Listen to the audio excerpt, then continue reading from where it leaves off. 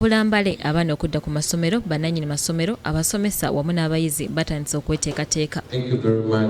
Mu nteekateeka eno abakulembeze b'ekibiina ekigatta abatandisi b'amasomero mu ggwanga ekya Proprietors of Private Education Institutions Association in Uganda batandise kaweefube waabwe okutalaaga ebitundu by'eggwanga eby'enjawulo nga babangula bannannyini masomero ku ngeri y'okwetegekeramu okuggulawo kw'amasomero era batandikidde Masaka.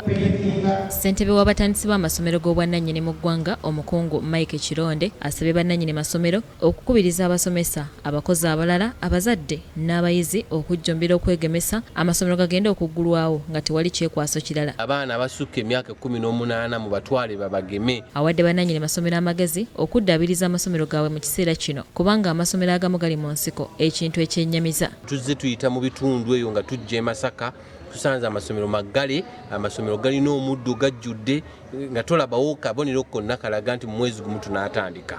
Mu ngeri y'emu ategeezezza nti bamaze dda okukwatagana n'abakulira bbanka okulaba engeri gye banayambako abatandisi b'amasomero g'obwannannyini baleme kwetundako byabwe. Tukwataganye n'aba banka Stanbic Bank okubanga eteekawo ku buweerero oluvannyuma lw'okuba nti Bank of Uganda twagiwandiikira ne tugisaba n'eteekawo enkola esobola okuyamba ku masomero okubanga tebaddamu gatunda ekisooka ekyokubiri okubeera nga interest bamuggyako omulundi guno okufeeza eddaka ey'okusatu. Brian Katamba okuva mu Stanbic Bank ategeezezza nti babanja amasomero g'obwannannyini bina obuwumbi obusukka 41 wabula nga bakuteesa nabo okubongerayo akadde basobole okusasula ssente zino. Tujja kuddamu tutuule nago tulabe engeri gye gaali gakolamu n'engeri gye gagenda okukolamu nga baguddewo mu January twongere okubawa ku kye bayita facilitation.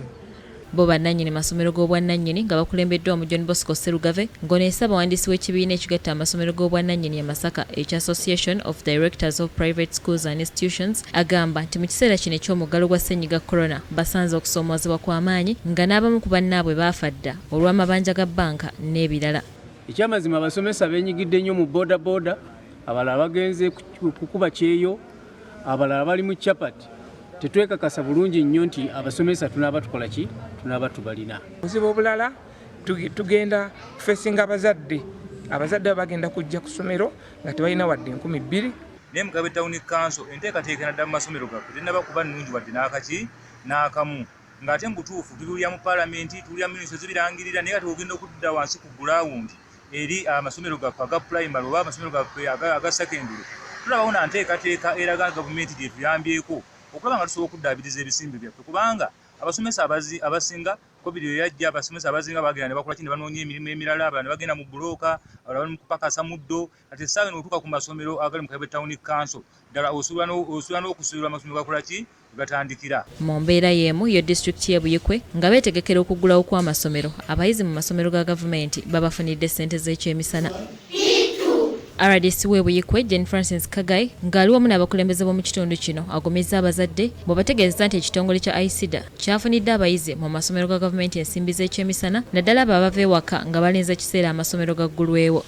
Lyatuwa donation ya kawumbi kamu ne miliyoni 600 ne contractor twamufuna dde agenda otusupplyinga akawunga n'ebijanjaalo. Bino bituukiddwako RDC w'e Buyikwe Jane Francis Kagai bw'abadde akyaddeko ku ddwaliro ly'e Kawolo okubakwasa mu butongole ebintu ebyabaweebwa eggwanga lya Iceland nga liyita mu kitongole kyalyo ekya ICIDA ebibalirirwamu obukadde bw'ensimbi za Uganda ezisukka mu 4 nga bikwasiddwa Dr. Joseph Kiberu atwala eddwaliro lino. Mbasaba muweeyo nnyo obuweereza bwammwe kubanga naffe twadde tukola distribution tetwasosodde n'amalwaliro amatonotono ge tumanyi nga gabadde gatuukirwamu nnyo abalwadde bonna twagawadde. RDC Kagai akubirizza abantu okunyiikira okusasula omusolo kubanga n'obuyambi bwe tufuna okuva mu mawanga amalala buva ku bannansi b'amawanga ago okusasula omusolo. Kuwa omusolo kyalibadde kirungi nnyo ate n'okukolera ebirungi abantu mu ngeri yokka naffe gye tusobola okweyagalamu ng'abasajja bano abazungu abaava mu nsi entono ennyo ya Iceland okutuwa ebintu bino ate temubidiibuuda kubanga so nga ate era tukitegeddeko nti abayizi bakuddamu okutandika okusoma mu